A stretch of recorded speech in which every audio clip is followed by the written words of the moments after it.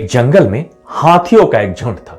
वो सब मिलके जंगल में जो एकमात्र तालाब है बस उसी के आसपास हुड़दंग मचाया करते थे। अब क्योंकि वो बहुत ताकतवर थे, किसी और जानवर की हिम्मत नहीं होती थी कि उस तालाब के आसपास भी आए। प्यासे जानवर परेशान होकर दूसरे जंगलों में जाने लगे थे। हाथी से पंगा लेके कौन अपनी जान जोखिम में डाले। अब जंगल में खरगोशों का भी एक झुंड था। वो भी वही मास माइग्रेशन करने ही वाले थे, पर जाने से पहले खरगोशों के राजा ने सोचा कि हाथी के झुंड के नेता के साथ क्यों ना एक आखिरी बार मीटिंग किया जाए, विनती की जाए। खरगोश राजा ने हाथी नेता के पास जाकर अपनी उलझन बताई और विनती किया कि क्योंकि ये जंगल सबका है और इसीलिए इस जंगल के तालाब में सबका हक है, सबको यहां से पानी पीने का अधिकार दिया जाए। पर हाथियों के नेता वो बहुत अभिमानी, बहुत एरोगेंट और बहुत घमंडी थे। उन्होंने खरगोश राजा की विनती को दरकिनार करते हुए उसका जम के अपमान किया और भगा दिया। खरगोश राजा ने फिर उस हाथी को सबक सिखाने की ठान ली। उसने हाथी से कहा कि इस तालाब में एक कुल देवता रहते हैं जो बिल्कुल उस चंदा मामा जैसा दिखते हैं और उनको बस विनम्र जानवर ही पसंद है। ये हाथी जिस तरह हठी अंदाज दिखा रहा है वो उनको कतई ही पसंद नहीं होगा और एक बार अगर गुस्से में उनके जुबान से कुछ घातक श्राप निकल गया तो किसी की खैर नहीं। हाथी को खरगोश की बातों में यकीन नहीं आया, ठहाके देके हंसने लगा। फिर सोच के कहा कि अगर खरगोश सच कह रहा है तो वो उस चंदा मामा के हमशक्ल देवता को साक्षात देखना चाहेगा।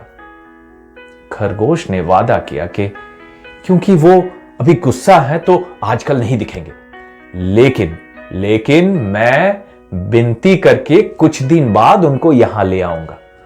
पर तुम भी वादा करो कि उसके बाद तुम हमें उस तालाब में पानी पीने दोगे। अब हाथी राजी हो गया, यह सोच के कि ये पिद्दी सा खरगोश कोई देवता वेवता नहीं ला पाएगा। कुछ दिन बाद पूनम की एक रात खरगोश राजा फिर तालाब के पास आया। हाथी नेता वही बैठा हुआ था। खरगोश उस हाथी को तालाब के बीचों बीच ले गया और तालाब के स्थिर जल में झांकने को कहा। बाकी सब अंधेरा था, बस एक बड़ा सा थाली जैसा रोशनी से भरा हुआ एक चीज हाथी को दिखाई दिया तालाब में। वो बिल्कुल चंदा मामा जैसा दिखने में था। खरगोश ने कहा, ये देखो देखो, यही है तालाब के वो कुल देवता। अगर वो अप्रसन्न हो गए तो बस पूछो मत, कसम पैदा करने वाले की पूरा भस्म हो जाओगे। हाथी को अब यकीन आया, हालांकि वो समझ नहीं पाया कि पानी में वो जो देख रहा है वो दरअसल ऊपर के असली चंदा मामा का ही प्रतिबिंब है। खरगोश ने डर के वातावरण को और बढ़ाते हुए कहा कि ये देखो, क्योंकि ये कुल देवता अब धरती में आ ही चुके हैं तो अब उनके कहर से कोई नहीं बच पाएगा। पर मैं उनसे बात करूंगा और कहूंगा कि तुम्हें सजा ना दे, क्योंकि तुम हाथी मेरे साथी, लेकिन तुम्हें अपना वादा निभाना होगा। हमें अब से तालाब का पानी पीने का भरपूर अधिकार रहेगा और तुम या तुम्हारे झुंड का कोई भी हमें परेशान नहीं करेगा।